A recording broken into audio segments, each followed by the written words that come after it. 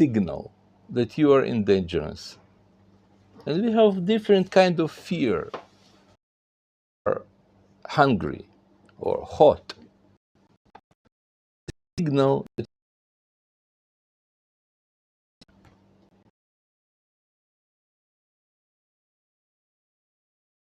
you can die.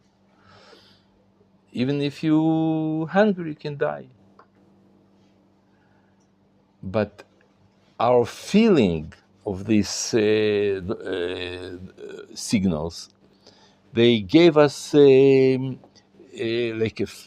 like feeling that it's something very dangerous, but really it's not. You can be, you can fast for a month and not to die. Of course, it's not good, it's not healthy, but really it's not so dangerous. It usually it also became like a very like a climb up, and then it's go down.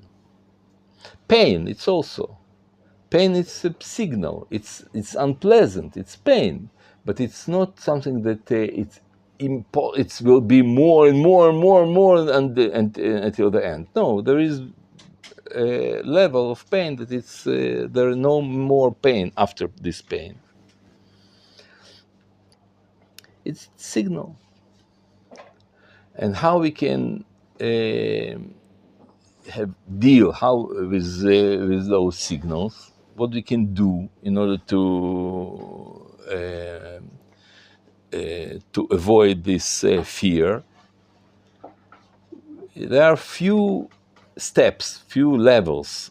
That in those levels you like when you think about them, your fear is less.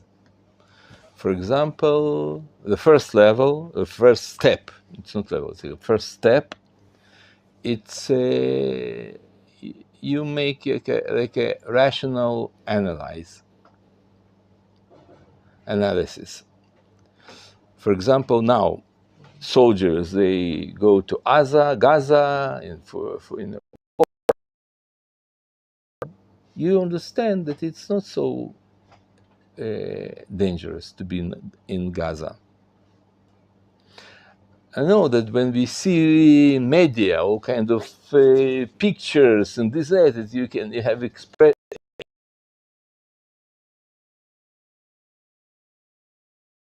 to be there. How many soldiers, Baruch Hashem, it's not so many people died. We talked today about 30. It's less than 1% of all soldiers that they are there. Most of the chances that those soldiers, they go there, they'll go back.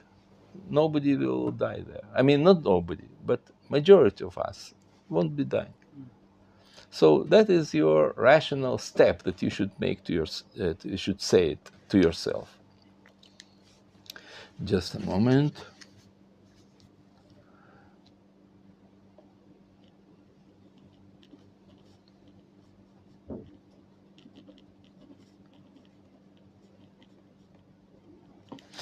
Now, everything that I tell you now, those things I each Shabbat and even during the week also, I go to army bases and I talk to soldiers before they go to battle. And I told them this lesson. I explained them how to deal with something that is dangerous, and how to function in battle. I told them that you should know rationally, nothing will happen to you. It's all imagination. You scaring yourself. You're afraid yourself. Not you may make yourself be afraid. You by yourself. Thinking about. Yes, when you think about. But you should know, no, it's just okay. Rationally, nothing will happen to you. Most of the chances. It's first step. Second step, you should be prepared for a war. Any fear that we have is because we're not prepared. But if you prepare, much less fear. For example, you have fear from dogs. Yes, I'm afraid of dogs. But if I have purple gas, how is it in English? Purple gas? Yeah, spray, pepper spray, and I have stick in my hand that I know that some dog will come to me. I'm less afraid because much very small chances the dog will do something if I make this spray. So I'm less afraid. Or if you want to talk publicly to people, you're sometimes afraid. You feel uncomfortable. You feel that you're afraid. You have public fear. But if you prepared very well, you know exactly what you're going to say in any second of your. You not think about. You not create your speech during your speech, but you create before. You did exercises. You tried to say this speech to your friend, to your cousin, to your wife. You did it again and again and again, a lot of time. You saw it, so you did this exercises before mirror, and you know very well what you're going to talk. You'll have much less this fear when you go to stage to talk. The same in the war. When you prepare yourself, you clean your gun and you make your exercises and you make all kind of it's a simulation of a battle, and you know exactly what your friend, another soldier, is going to do, what he will do, what your function, how you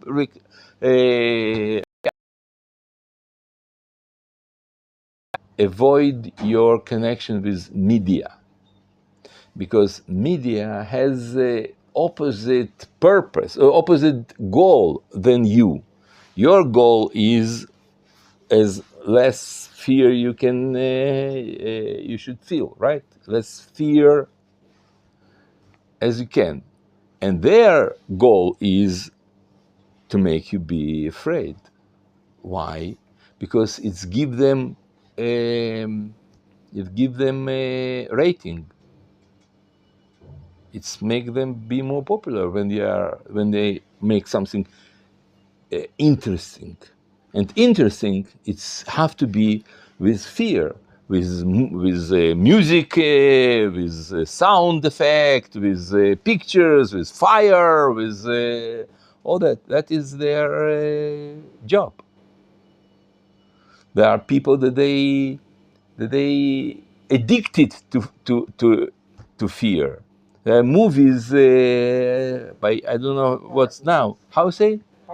Horror movies, right? Hitchcock. I remember 60 years ago it was Hitchcock. They harrowed. People attempt to harrow. Also in Luna Park sometimes. How is it in English? Also Luna Park. They have some room that you go there in darkness. They make you afraid, right? Why? House of Horrors. It's called. How it calls? House of Horrors. House of Horrors. Horrors. Horror. Horrors. House of Horrors. Yeah. So why people pay money to go to this house? They want to get scared. Yes, people enjoy. So that's why in the news and media they show you pictures from the war, and they want you be scared. And you as a soldier, you have opposite goal, so you shouldn't look at them. It's first, it's a third thing. Also, I want to tell you, media bring a lot of damage to this war. It's media spoil to us a lot of things, like did very bad things. I'll give you example. In time of the war, now it was Hevel Aza, when it was this last time, this pogrom, butchers, they were killed a lot of soldiers, but nobody knows name of those soldiers and their rank. You say rank, and their ranks, right? Suddenly comes media and they tell you this is some colonel and another colonel, and these soldiers from commando and other soldiers from the best troops of Jews. Why they tell to enemy this information? It helps to us? Of course not, because enemy now know. Arabs know that now, this colonel died, or this colonel, it's very good. We are very successful. You able to kill the best soldiers in Israel. So it give them like a lot of courage, and also it makes us very, very small in their eyes. They say, their best soldiers, they are less than ours. They didn't say that those soldiers they slept or they weren't ready, and that's why they bring a lot of damage to us. And also, they used to make to tell about some soldier when he died. They make like about him some his picture. They show his picture. They say about him that he was very funny guy. He wrote poems and he played basketball and all kinds of things like this. And he left after him his mother and his grandmother. And now soldier going to Gaza, and he say, well, I'm also write poems, and I also have mother and grandmother, and I also play basketball. So what he take his picture in his mind, and he make Photoshop, and he put his face in this place, and now he's afraid to go to battle. But why he afraid? It's not because of reality, because they did it from this thing with very sad music. And why? If you wanted something to say about this soldier that he died, so wait until end of the war, and then you can make book for his name, some his picture to put or to talk about him, but some memories. But during the war, it's impossible to do that. It's forbidden to do that. You have to be strong. And the Rambam says, when you go to battle, you should remember all the time, you are fighting for all nation. All nation depend on you, and you should be a hero. You should fight with all your strength. And it's forbidden, that's what he writes, forbidden to think about your wife and about your children. You should erase their memory from you. Be concentrated only for one thing, for victory. You want to fight, and that's it. And who is afraid, and he start to say to people, oh, listen, what happened, and this, and I'm afraid, what can be, I have 2 little daughters, and this and that. He start to influence other soldiers, and it's make army weak. I know personally a story that in one of those troops that I go, as I told you before, that this lesson, what I'm say to you now, this lesson I give to special troops of, it's like a Sayeret Sanchanim. They are parachute, the best forces. And before they went to battle, I talk to them and I tell them this idea that I'm talking now with you. And in this troop, one of the soldiers started to be afraid. So rabbi of this unit called this guy and tell him, go back home. Don't be here. He says, why? He said, because you crying and you how to say, when you when somebody ill and he make ill be somebody else also. Contagious.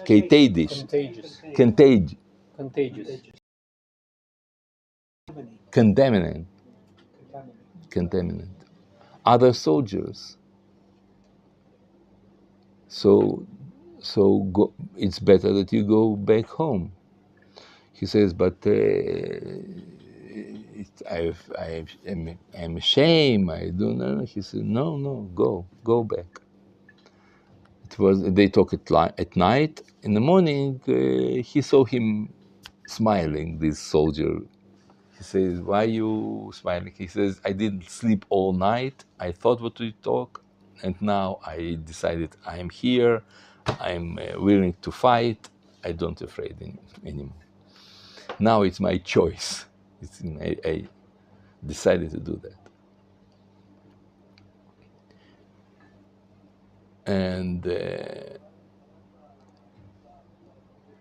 And that's it. And it's also we know that in time of war, we shouldn't be weak. We shouldn't be think about family. There is story about Matityahu HaMaccabi. Matityahu, he was, you remember probably that in time of Hanukkah, Greeks, they occupied Israel, and almost most of the Jews, they were with Greeks. They were alienated. Yeah, you can say. Because they went after Greeks. And small group of Jews, מתתיהו הכהן, בן של כהן הגדול, מתתיהו, he started war with his sons, and they call all people around and other Jews that they wanted to stay real Jews. They start fighting with the Greeks. In the end, they succeeded, and they are, and that's what we call Hanukkah. That is we celebrate Hanukkah. But who started? Matityahu with his sons. And there is a story in Megillat Antiochus. It's like an Antiochus scroll. That's how it's called. It's original text that was written 2,500 years ago, approximately. No, 2,200 years ago. It's a scroll that describes how one day 4 sons of Matityahu came back home to him from the battle. And they were commanders, they were officers of a Jewish army. And suddenly they came back. He asked, why you came back? And he had 5 sons. Why you came back? Because Yehuda, your older son, he was killed in battle.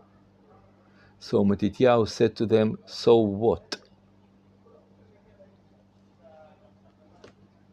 Why did you come? Why did you left war? They say, because Yehuda, he was the chief commander. He was like he said, okay, so I'll be instead of him. And he was old man. And he became the commander instead of his son. And they went back to battle. And then they won this war. And then they throw Greeks. And that's how they finished.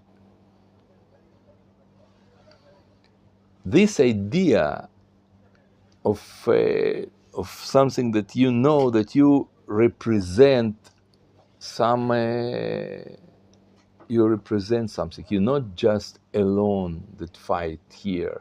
It's not your war. You know, one day some couple come to me, a few days ago, and they told me that their son now in Gaza, and they're afraid for him. So mother called to his son and she cried and she says, please go back home, and we are afraid for you, we are worried. And what should we do? We don't know, we don't sleep at night, and all those things. So I told them, you know, I think you make to your son like dangerous. You put him in danger. Because they're scared and Yes. they're making him think. That's why they're not some people that are in Gaza or other places in the area. They don't have the telephone, so they can't be. One of the reasons that they can't speak it outside, and people say these things. Yes. Yes. And I said, you know, you make damage to your son because your conversations. She says, but why? Why?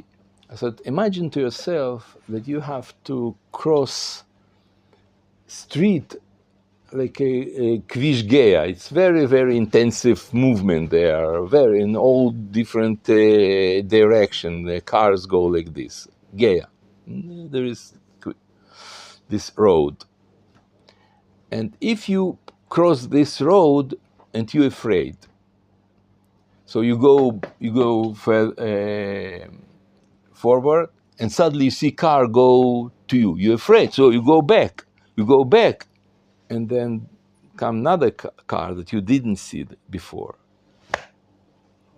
suddenly. But if you are, say, okay, doesn't make a difference. I have to cross with no traffic light, with no nothing. I have to cross it, and you make like yourself like this, close your eyes, and go straight. There is more chances that you'll stay alive in first or in second. Of course, in second. They will have, cars will crash and they will scream on you and they will clock on you and they will say you are crazy, what you're doing, you're but all of them will stop and you will cross. And if you're afraid, you go back forth. He thinks that you already crossed, so he doesn't know that you have to drive slowly. So and you run back, you jump back, boom. Yes, please. On that day, on that second, I was in Sderot, right? I saw everything, the children killing mother, the whole people. I saw it with my own eyes. That's horrible. worse than animal. But how can we defend ourselves right now? Killing all of them with the guns, or how can we face in this situation right now? No, you couldn't defend. You should lie down on a floor, make yourself like you are killed already, or put your hands on your head, and that's it. They are You have a gun? no, they are No, shooting. What should I do on Sabbath? I can't, just lay down, and yeah, that's they it. are shooting for me at least 30 minutes, something like that. Yeah. If you can hide yourself, it's better, I think. If you cannot, just lie down. The children, the old people lying on the ground, not the ground, not on the road. When I saw what's happening on this is where, why? I saw everything till now. I can't sleep. Mm-hmm. When I saw the murder, why my own country? Mm-hmm. How should we defend ourselves right now? Nahon. Exactly. And so, what did you do? What you did? On that time, there's on 6:30 they keep bombing us. At least 7 minutes they already shooting us around 700 bombs in Sderot. But I don't care. I think just like a normal day. They keep bombing us. The Teva, we can't. Sometimes we can't even hear the Teva dam sound, Iron Dome sound, and then we. Uh, I thought this is just a normal day. I went for Simchat Torah because we have been the happiest day of our Jews, as a Jews. I put Talit Gadol and went down. There is a boat, but I just went there, and then when I saw inside, there's no one in the bed penicillin, and then I'm reading the Midrash, and then sitting outside the bed penicillin, and then they, I, I heard a lot of noise. One day they are on the ground. I thought only bomb, but they kill everyone. But just uh, just like rough, just next to there, something like they saw. They come with the car with the Hamas, Mm-hmm. Mm-hmm. yeah, and they said Allahu Akbar, Allahu Akbar. They shot and shoot everyone. On that time, I don't know anything about what's happening because there is no phone. And then when they pass through me, they say Allahu Akbar, Allahu Akbar. I say I'm Israel, and then one person saw me, and then they keep shouting for me. I just went and then hide for it. When I saw it, I even saw the children like, there's no SIM card around that day for us, or at least 4 days. The government escort us to go to Yam Hamila Mm-hmm. Dead Sea Hotel. They escort us. We are all in trauma. Everyone, Wow. if you saw someone, even our own Jews, we are scared. One day they first captured the police station and they kill everyone.